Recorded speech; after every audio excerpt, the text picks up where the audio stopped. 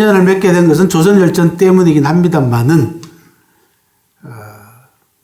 석사, 박사 5년을 거치면서 특히 박사과정 때는 완전히 제가 사마천 사기에 푹 빠져가지고 박사과정 3년을 마치면서 제가 중요한 것을 포기를 합니다. 그게 뭐냐면 박사학위를 포기를 했습니다. 이제 전공을 중국어로 바꿔야 되겠다. 그것도 사마천 사기를 가지고 중국을 제대로 들여다봐야 되겠다라고 하는 결심을 하고 떨리는 결심이죠. 그죠? 떨리는 결심입니다. 뭔가를 포기한다는 건 굉장히 떨립니다. 그죠? 석사 박사를 공부한다는 얘기는 학위를 받아가지고 대학에 가서 학생들을 가르치겠다라는 게 첫 번째 목표이기 때문에 그 중요한 수단 가운데 하나는 뭐냐면 학위가 있어야 됩니다. 우리나라 같은 이런 풍토에서 학위 없는 사람을 누가 교수로 받아주겠어요. 그죠? 그래서 학위 받을 시간 없다. 시간이 아깝다. 그래서 학위를 포기를 했습니다. 그리고는 본격적으로 공부를 시작을 하고, 다행히도 99년도 대학 교수도 됐습니다. 학위 없이도 저는 운이 좋은 케이스죠. 그런데 고무렵에 96년부터 제가 중국을 다니기 시작을 했거든요. 그리고 98년도에 제가 첫 책을 원고를 탈고를 했습니다. 그게 지혜로 읽는 사기라고 하는 첫 책을 원고는 탈고를 하고 출판사에 넘겨놓은 상태인데 사마천 고향을 제가 안 다녀왔거든요. 그래서 98년도 여름에 처음으로 제가 사마천 고향을 찾아갑니다. 근데 98년도 그 한 해 전에 무슨 일이 있었냐면 IMF가 터졌잖아요. 그죠? 제가 96년부터 본격적으로 중국 다니려고 딱 준비를 하고 있는데 97년도 IMF 터져가지고 아무것도 못한 거예요. 97년도 그냥 날아갔습니다. 96년도 제가 중국을 2번 다녀오고. 근데 98년도 원고를 완성시켜 놨는데 저희가 가고 싶어서 시쳇말로 환장을 하는 거죠. 그래가지고 천신만고 끝에 갔습니다. 98년도 처음으로. 그러고는 사당 무덤 보고 돌아와서 사진 찍은 걸로 책에다가 사진 넣어가지고 기고만장, 그죠? 왜? 해서 원고를 넘겼어요. 그리고는 책이 나올 무렵에 99년도 봄에 대학 교수가 됐어요. 그리고는 99년도 6월 달에 책이 나왔습니다. 그러니까 99년도는 저한테는 거의 목에 막 기부싸고 다니는 해였습니다. 대한민국 이 풍토에서 학위도 없이 교수 됐지. 첫 책 나왔죠. 아들 봤죠. 근데 99년도 여름에 출판사에서 독자들하고 한 번 더 갔다 오시죠. 이렇게 됐습니다. 사마천 고향을. 저는 사당하고 무덤 보면 다 끝나는 줄 알았습니다. 되게 그렇지 않습니까? 그죠? 유적지들이 사당하고 무덤 보면 다 끝났죠. 그래서 자랑스럽게, 야, 나는 사마천 사당하고 무덤 갔다 온 사람이야. 책에도 최초로 실리고, 제가 최초가 굉장히 많은 사람입니다. 최초도 많고, 여러분들 인생을 살아나가면서 FOB로 시작되는 세 단어를 꼭 기억하시기 바랍니다. F로 시작되는 first, 최초. O는 only, 유일한 사람. 저는 FO는 많아요. first도 많고 only도 많아요. 근데 이 마지막이 없어. B로 시작되는 거 뭘까요? best. 그죠? 이 세 가지를 다 가질 수 있으면 참 제대로 잘 살았다. 그죠? 여담이고요. 그렇게 해서 99년도 두 번째로 여름에 사마천 고향을 독자들하고 한 20여 명의 독자들하고 갔습니다. 이 99년도 여름이 제 인생을 바꿨습니다. 이 섬서성, 한성시, 특히 섬서성, 산서성 지역은 중국에서도 비가 잘 안 오는 지역에 해당됩니다. 1년에 기껏 와봐야 400mm, 400~500mm도 채 안 오는 곳입니다. 그런데 99년도 그해 여름에 여기 비가 많이 왔어요. 제가 가기 전에. 그래서 사마천 사당하고 무덤으로 가는 길이 끊어졌습니다. 차가 못 들어간다는 거죠. 그래서 마을 입구에서 내려서 걸어서 들어가야 돼요. 몇 킬로를. 그전에는 지금은 이제 전용도로도 나 있고 우리 첫 시간에 보셨지 않습니까? 사당하고 무덤이 어마어마한 규모로 지금 정비가 되어 있지만 98년도, 99년도 그때는요. 비포장도로로 서안에서 7시간, 8시간 버스 타고 털털털털 거리고 와서 내리면 머리 띵한 상태에서 겨우 사당 보고 무덤 보고 돌아왔는데 99년도 이제 걸어 들어가야 돼. 지리를 알아야 될 거 아닙니까? 그래서 부랴부랴 여행사 친구들하고 얘기를 해가지고 이 지역 마을에 계시는 촌장님 한 분을 섭외를 했어요. 그 촌장님이 마을 입구부터 시작해가지고 걸어가면서 이제 지역을 안내하는 겁니다. 그게 제 인생을 바꿨습니다. 바꾼 첫 번째 게 바로 이 문입니다. 여기는 사당하고 무덤이기 때문에 98년도 제가 다녀왔어요. 그런데 마을 입구에서 걸어 들어가면 여기까지 한 몇 킬로를 걸어 들어가야 되는데 마을 입구에 들어가는 입구에 이 중국 사람들이 이걸 폐방이라고 얘기합니다. 폐방은 우리나라 홍살문을 생각하시면 돼요. 향교나 신성한 구역으로 들어갈 때 우리는 붉은 기둥을 세워가지고 홍살문이 있죠, 그죠? 일본은 뭐라고 얘기하냐면 신사로 들어가는 입구의 문을 도리라고 얘기합니다. 도리. 이게 전부 다 어디서 왔냐 그러면 인도에서 왔습니다.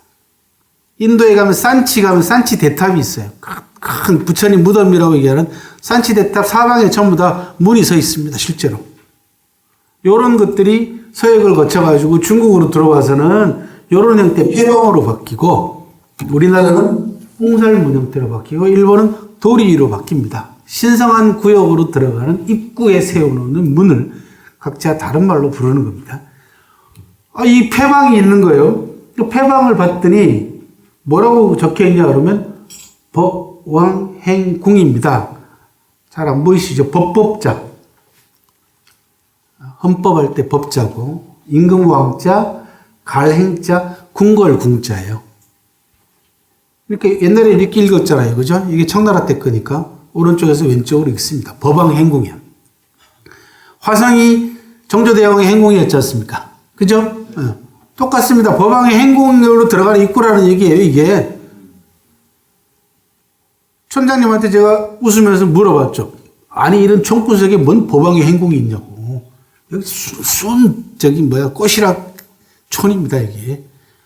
법왕의 행궁이 있을 리가 없어요. 제가 봐도 그렇단 말이에요. 그래도 혹시나 해가지고 촌장님한테 여쭤봤죠. 법왕의 행궁이 여기 어디 있냐고. 촌장님이 씩 웃으면서, 야, 네 중국어 좀 할 줄 아니? 조금 합니다. 그러면 중국말로 한번 읽어봐라. 그러는 거예요. 그랬더니, 그래서 읽었죠. 중국어 배우신 분 계세요, 여기? 안 계세요? 엉터리라도 되겠네, 이제. 법법자는 중국말로 파라고 읽습니다. 파왕신궁이라고 합니다. 파왕신궁. 촌장님이 씩 웃으면서, 잘 읽었어. 잘 읽었는데, 이 폐방은 이렇게 읽어야 돼요. 에? 언제 건데요? 청나라 때 거. 그럼 뭘 이렇게 읽어야지 맞지? 왜 이렇게 읽어? 이거는 이렇게 읽어야 돼. 다시 읽어봐. 그럼 어떻게 돼? 꿍싱왕파가 됩니다. 그죠? 파왕신궁이 꿍싱왕파가 된다.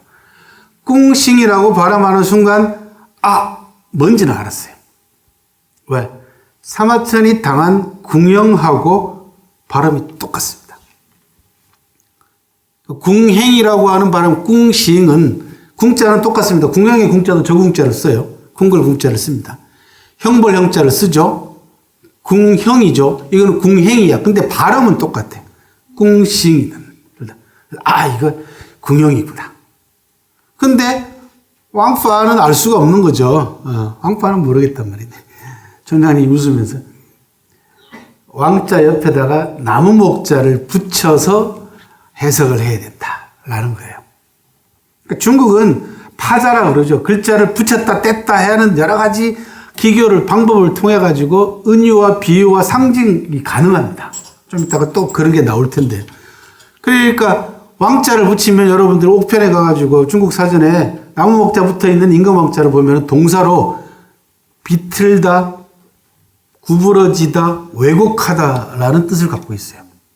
그러니까 나무가 뒤틀어진 걸 왕이라고 해요.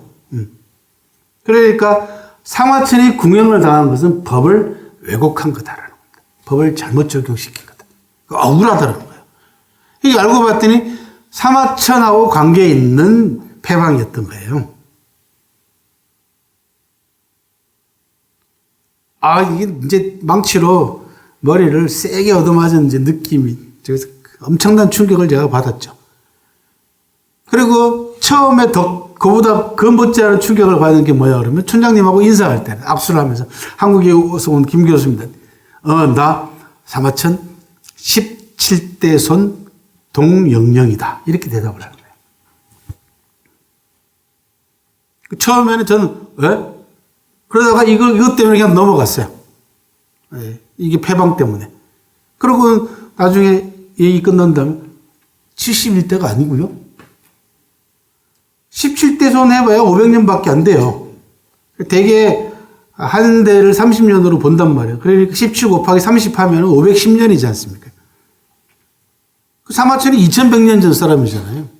71대로 하면 되긴 되죠. 2100년 전이니까 비슷하게 맞잖아. 71대가 아니고요. 아니, 난 17대. 왜 성이 동시요? 사마천 후손이라는데 동시라는 겁니다. 사마씨가 아니고. 모든 게 막 뒤죽박죽이야. 요즘 뭐라 그래? 멘붕? 멘붕도 그런 멘붕이 없는 거예요. 세상에. 이게 뭔 일이야, 이게. 그죠? 그렇게 해서, 사마천과 사기에 대한 공부 제2단계로 제가 들어갑니다. 아까 제가 뭐라고 말씀드렸냐면, 우리 젊은 친구가 가지고 있는 역사의 등불 사마천 필요선사에게 7년 걸렸다 그랬지 않습니까? 바로 이 99년도 두 번째 사마천 고향 첫 번째 책을 내고 기고만장하게 목에 기부스하고 자랑스럽게 사마천 고향을 두 번째로 갔다가 기부스 풀고 심장에 기부스하고 온 날입니다. 그죠? 정신에 완전히 이거 공부 잘못했네. 수능터리로 했네. 공부 다시. 이게 제가 사마천 사기와의 두 번째 인연입니다. 그럼 왜 촌장님이 동시냐? 촌장님입니다. 지금 돌아가셨습니다. 왜 17대 손이냐? 그죠? 이게 궁금하잖아. 궁금해져 미치죠, 이제. 그래서 촌장님하고 얘기하고, 그 다음에 마을 사람들하고 물어보고, 그 다음에 마을에서만 구할 수 있는 자료들 얻어가지고, 잔뜩 한 가방 싸가지고 돌아왔습니다. 돌아와서 공부하는 거죠. 공부하면서, 아이고, 수능터리로 했네, 공부.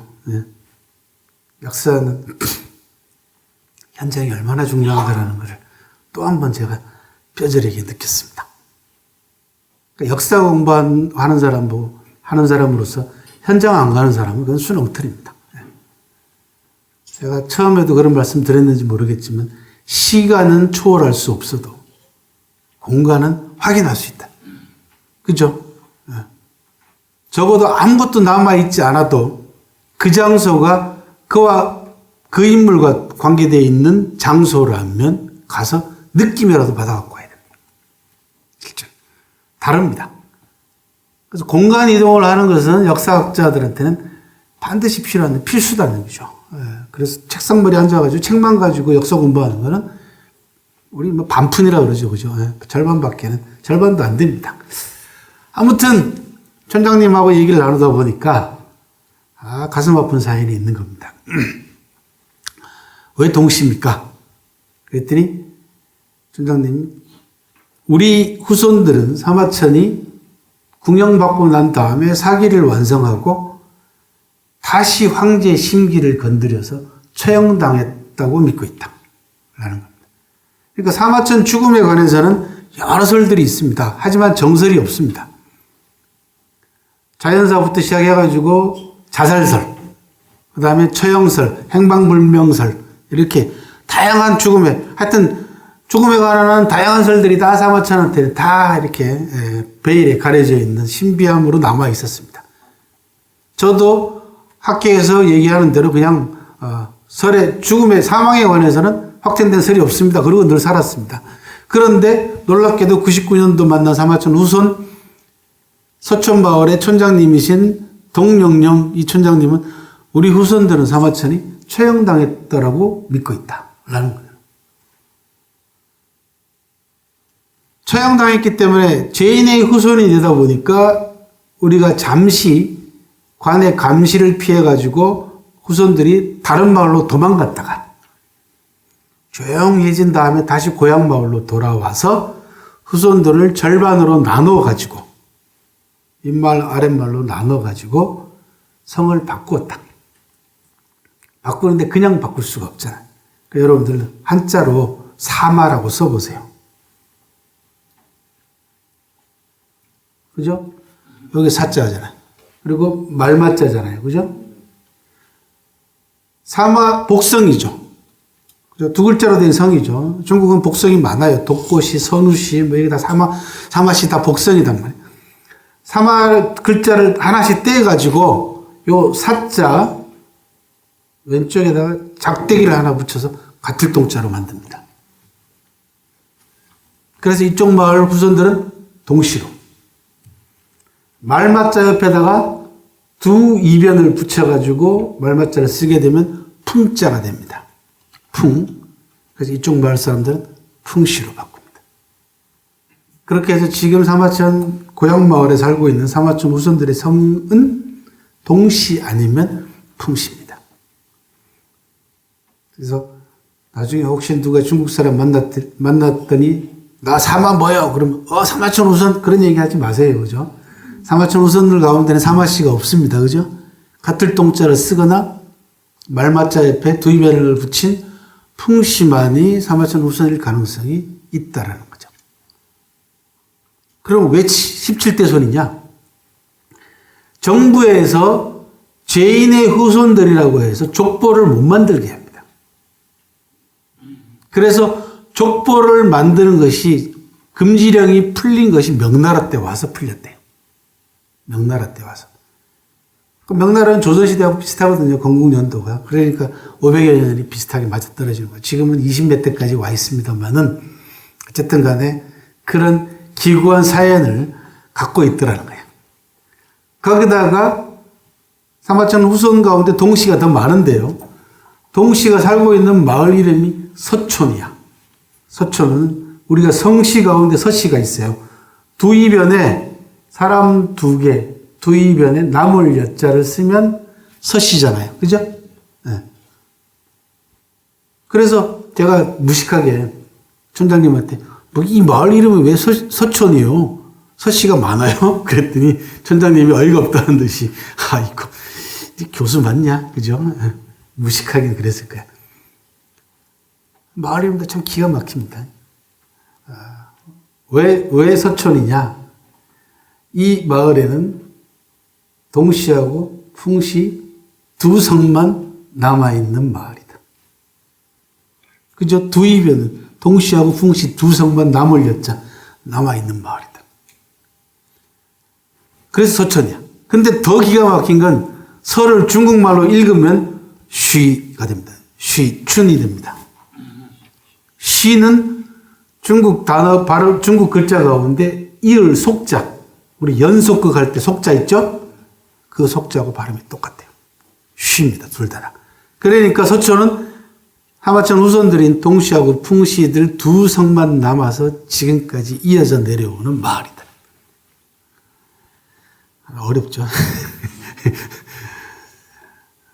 중국은 공부하기 힘듭니다. 굉장히 힘듭니다.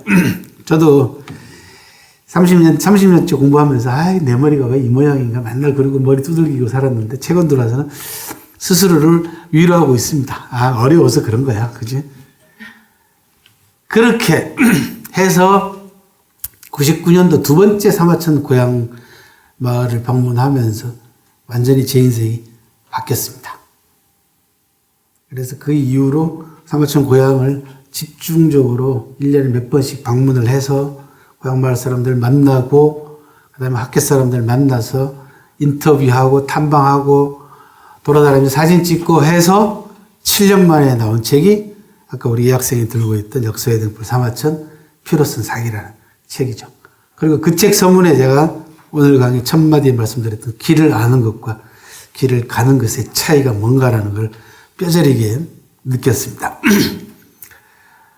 그 사이에 저는 2002년도에 중국 섬서성 한성시 사마천학교, 중국에서 가장 오래된 사마천학교입니다. 제일 처음으로 설립된 학교입니다. 사마천학교입니다. 당연히 이제 사마천 고향이니까 상징적인 의미도 있죠. 사마천학교 정식 회원이 됐습니다. 지금까지 외국 회원은 저 하나밖에 없습니다. 왜 없냐? 안 받아줘서 없습니다. 왜 안 받아주냐? 상징적인 의미로 김영수 교수 하나면 됐다. 받아주긴 받아줘요. 근데 준회원이에요.